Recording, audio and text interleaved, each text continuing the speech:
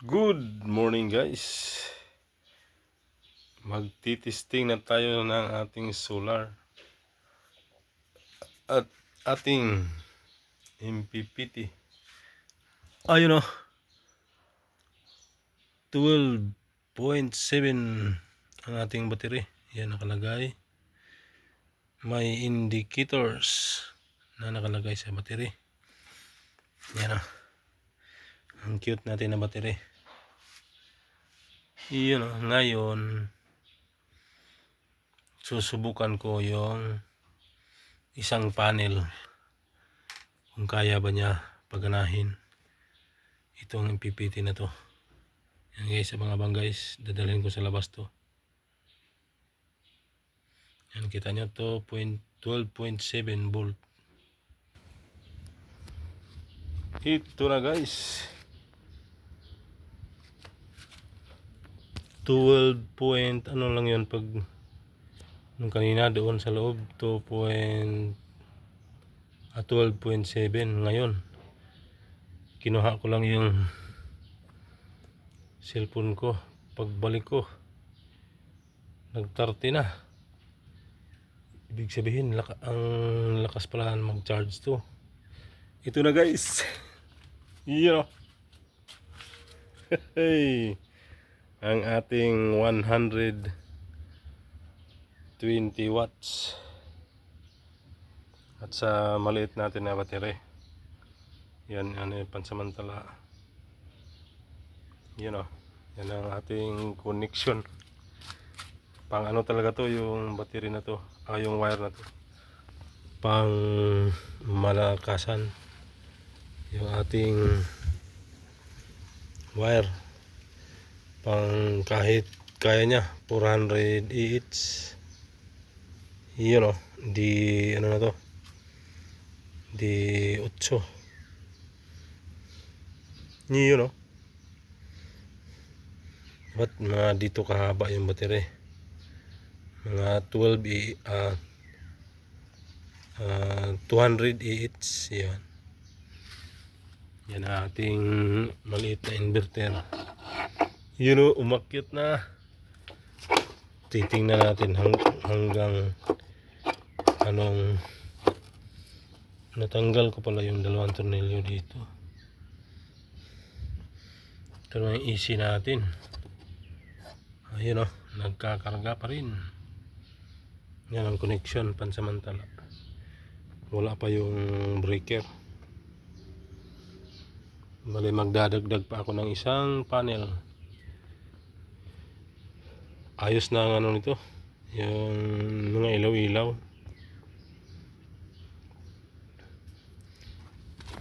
Ayun o, nag 13.4.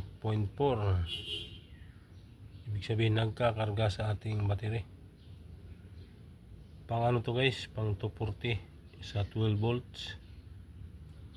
Sa 24 volts is 480 watts. So dahil maliit lang yung setup ko,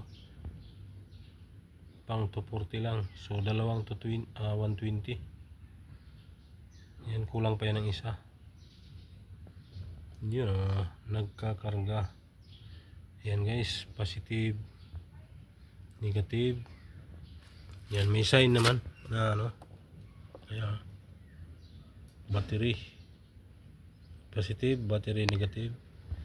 Then PB positive, PB negative. Yun o.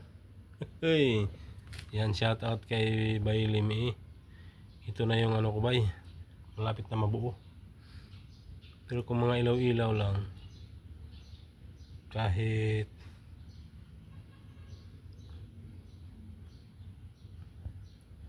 kayang-kaya itong mga ilaw-ilaw lang. Nagkakarga oh.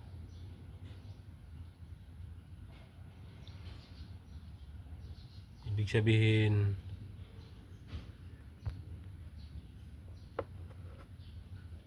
sabi nila nagkusa daw to, nagano automatic daw to lahat. Automatic ba kaya? Yan na, ibig sabihin full bar na yung battery natin. Kailangan na ng ano, fast charger pala to.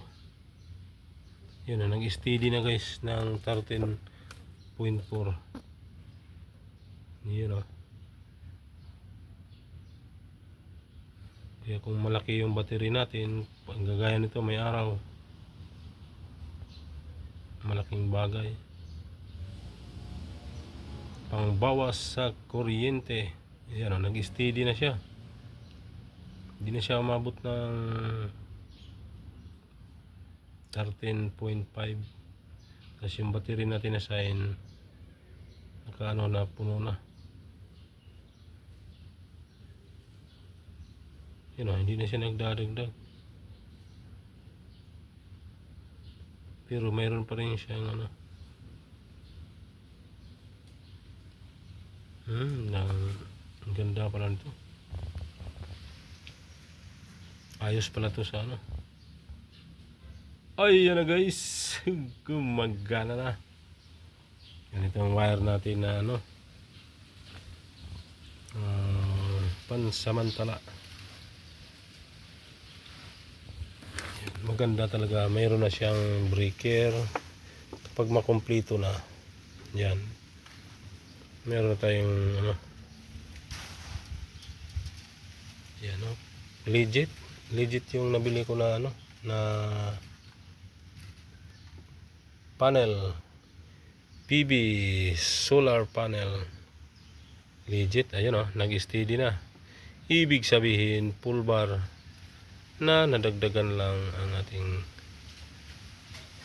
battery ng, kasi dati naman siya may laman na charge ko yan,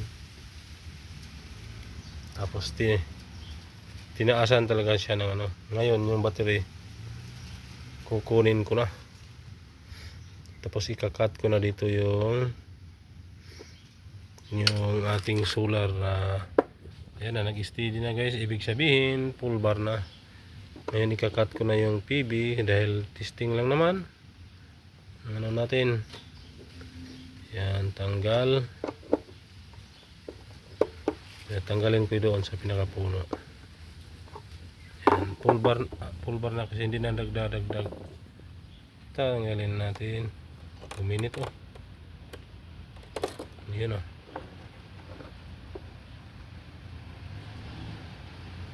Yun, nandyan na sila.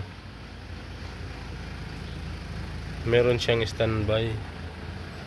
Yan yung bali standby niya, 13.2. Nung tinanggal ko, yan yung bali ano niya sa battery. And guys, nagbabawas na. Ibig sabihin may konsumo pa rin tong ano, yung itong unit na to. Yan, antayin natin magbabawas. Maging 12 point.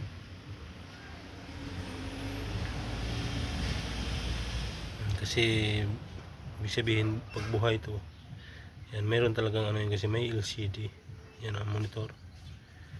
Ayan guys, pasilip sa ating solar charging controller at saka panel. And guys, bye bye, thank you for watching.